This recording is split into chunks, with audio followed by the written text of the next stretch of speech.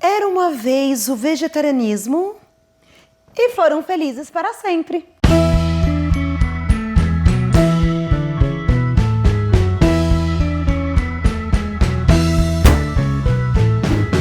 Olá, seres mais evoluídos do YouTube, eu sou a Mari Bal e esse é o canal A Mari Me Falou, um espaço de vida e alimentação saudável. E aqui na nossa hortinha de conteúdo já temos mais de 100 vídeos e eu tenho certeza que eles vão brotar algo de bom na sua vida. Então dá uma chance pra Mari, clica no curtir, clica no sininho, clica no inscreva-se, assim você recebe sempre os novos vídeos e assim nos tornamos o maior canal de vida e alimentação saudável das galáxias. Vamos pro vídeo? Pessoal, o vídeo de hoje é sobre a história do vegetarianismo. Como começou, de onde ele surgiu, quando foi o primeiro ser humano vegetariano. Para fazer esse vídeo eu pesquisei bastante e encontrei várias referências. Eu queria destacar algumas aqui, que foi o portal Vegtal, o livro A Breve História do Homo Sapiens de 2008, a Associação Portuguesa Vegetariana e o livro Política Sexual da Carne. Historicamente falando, o vegetarianismo ele surgiu há cerca de 4 ou 5 milhões de anos atrás. Isso se descobriu quando os cientistas encontraram o nosso antepassado, pera aí que eu vou falar o nome devagar, Australopithecus anamensis. Esse primata ele ainda é ancestral da primata luz, que foi bastante conhecida aí. Ela é uma primata que está mais próximo do que a gente conhece como ser humano hoje. E a anatomia desse primata também é semelhante à nossa anatomia, porque os cientistas descobriram que ele era bípede, tanto na postura quanto na locomoção. E esses primatas, eles tinham uma dieta vegetariana. Eles se alimentavam de frutas, folhas, sementes. E eles eram uma galera pacífica, eles não caçavam. E eles continuaram assim até aparecer uma outra galera aí, um outro antepassado nosso chamado Paranthropus boese, que por questões de mudanças climáticas aí eles tiveram a dieta alterada. Agora avançando um pouco mais na nossa história, cerca de 3.200 a.C., no Egito também tem histórico aí do vegetarianismo. No Egito, o vegetarianismo ele foi seguido por grupos religiosos. Eles acreditavam que a abstinência de carne criava um poder kármico e assim facilitava a reencarnação. No século III a.C., na China e no Japão também temos histórico. O primeiro poeta rei chinês chamado Fu Xi. Ele era vegetariano, ele ensinava o cultivo e as propriedades medicinais das plantas. E também o aproveitamento das plantações para as roupas e utensílios. Esse aí já estava vegano também.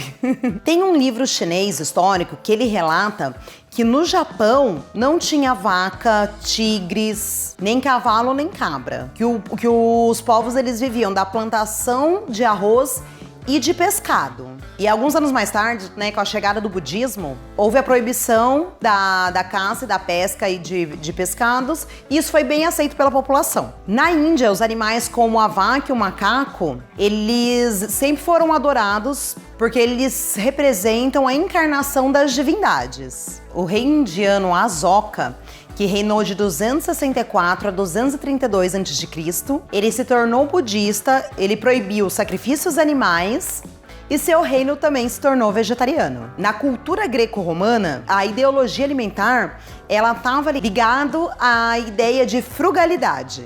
E o pão estava no topo da escala de nutrição. E isso conforme os ensinamentos de Hipócrates. Em contraste com a frugalidade, o consumo de proteína animal não era considerado pelas civilizações antigas do Mediterrâneo como um bem essencial. O essencial para eles eram os produtos da terra. E em algumas épocas, o consumo e a venda de carne era proibida à população. E Pitágoras e Platão, eles também defendiam a não crueldade animal. E os argumentos de Pitágoras a favor de uma dieta sem carne apresentava 3 pontos: veneração religiosa, saúde física e responsabilidade ecológica. Agora vamos falar um pouco do vegetarianismo ligado ao cristianismo, porém ao cristianismo primitivo. O cristianismo primitivo ele tinha raízes na tradição judaica.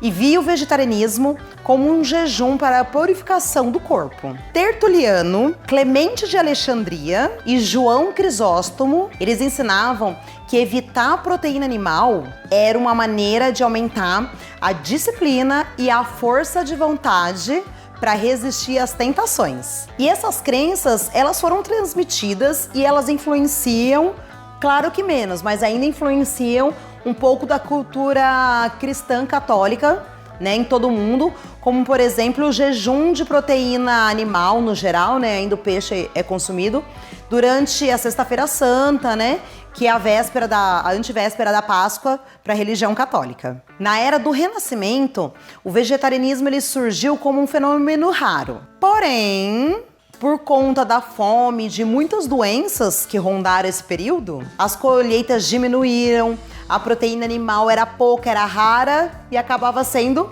só para os ricos. Então, logo as pessoas precisavam se alimentar de vegetais e não tinham como dar esses vegetais para animais de corte, né? Para ter os seus próprios animais para consumo, senão eles iam ficar sem alimentação.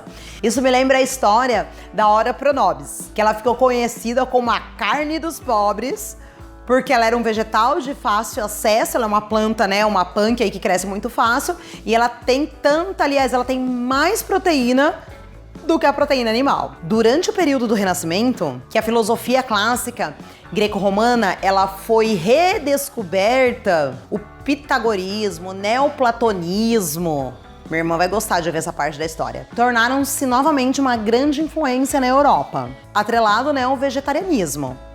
E qual foi o resultado disso? Além da questão de suprir as necessidades de alimentação, ajudou a prevenir doenças dermatológicas que eram muito constantes, muito presentes nessa era. Agora vamos para o século XVIII, para o Iluminismo. Nessa época, emergiu um novo conceito, uma nova perspectiva do lugar do homem na criação. E surgiu a ideia que os animais tinham inteligência, eram sensíveis e surgiram objeções morais sobre a questão da exploração, desrespeito e abuso com os animais. E aí, nas religiões ocidentais, houve o ressurgimento da ideia que o consumo de animais era uma aberração, que isso ia contra a vontade de Deus e contra a genuína natureza da humanidade. E temos uns vegetarianos famosos dessa época aí do Iluminismo, que são os poetas John Gay e Alexandre Pope, o médico John Arbuthnot, o fundador do movimento metodista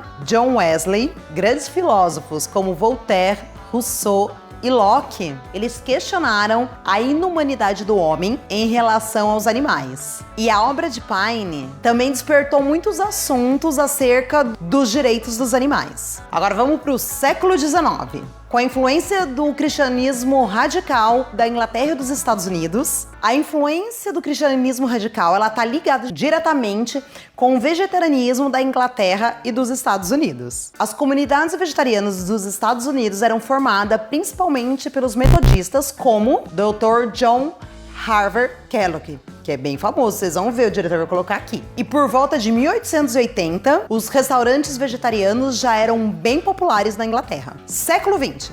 Na virada do século XX ainda havia muita fome, principalmente na Inglaterra, e isso fortaleceu a questão também do vegetarianismo. Durante a crise de 1926, a Sociedade Vegetariana Inglesa distribuía alimentos para as pessoas carentes. E também na Segunda Guerra, com a questão de falta de alimento, surgiu um movimento que encorajava a população a plantarem seus próprios alimentos, legumes, frutas, e isso impulsionou uma dieta vegetariana que manteve a população alimentada, diminuiu as incidências de doenças e melhorou muito a saúde das pessoas durante esse período. Nos anos 50 e 60, muitas pessoas também elas tomaram consciência dos processos industriais da alimentação no pós-guerra. Isso também influenciou as pessoas se tornarem vegetarianas e buscarem uma alimentação mais saudável. Já nas décadas de 80 e 90, o que fortaleceu o vegetarianismo foi quando ficou evidente as questões dos impactos ambientais. E agora chegamos à atualidade, século XXI.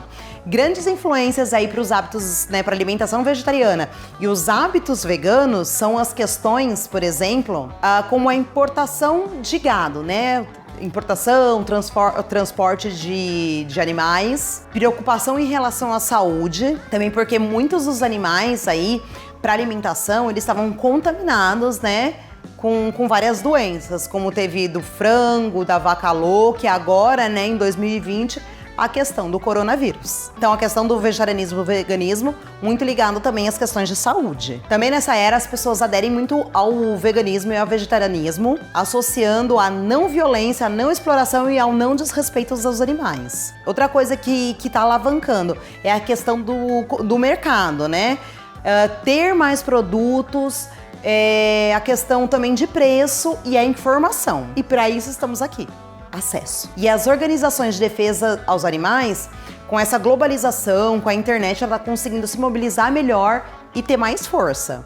A gente viu até no Oscar, né? Saiu agora, em 2020, um relatório da ONU falando que essa é a última década para salvar o planeta. E falando nisso, a gente tem um outro vídeo, pedi pro diretor colocar aqui os 7 motivos para se tornar vegetariano e vegano, que a gente fala muito sobre essas questões ambientais.